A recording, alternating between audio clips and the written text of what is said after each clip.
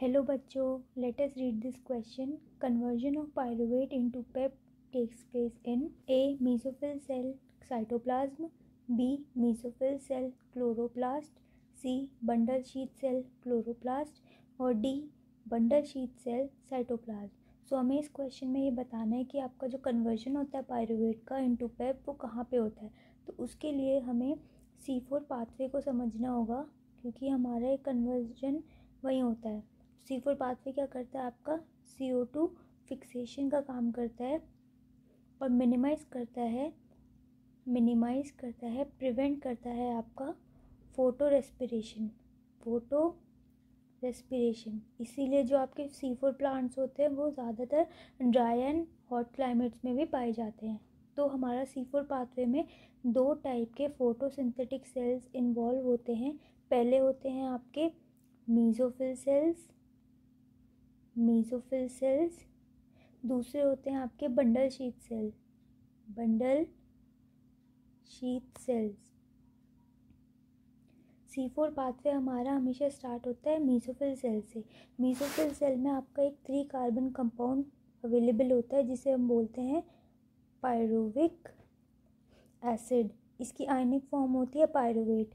सो ये जो आपका पायरुविक एसिड होता है इसका कन्वर्जन होता है इनटू फॉस्फोइनॉल पायरुवेट में जिसे हम पीपी बोलते हैं. ये भी एक 3 कार्बन कंपाउंड होता है. ये दोनों ही 3 कार्बन होते हैं, बस जो डिफरेंस है वो है पीपी हाई एनर्जी स्पीशीज़ होती है. आपका फॉस्फोइनॉल पायरुवेट में कन्वर्जन होता है कौन से एंजाइम की हेल्प से, डाई काइनेस एंजाइम की हेल्प से. ये क्या करता है, ये एटीपी को यूज़ करके आपका एएमपी में कन्वर्ट करता है. अब ये जो फॉस्फोइनॉल पायरुवेट है ये एक सबस्ट्रेट की तरह काम करेगा और इस पे एक दूसरा प्राइमरी कार्बोक्सिलेटिंग एंजाइम काम करता है जो कि आपका पीईपी कार्बोक्सिलेस. ये क्या करेगा, ये एक्ट करेगा पीपी कार्बोक्सिलेस और इस बार ये क्या करेगा, ये CO2 के साथ कंबाइन होके आपका 4 कार्बन वाला एक कंपाउंड बनाएगा जिसे बोलते हैं हम ऑक्सैलो एसिटिक एसिड.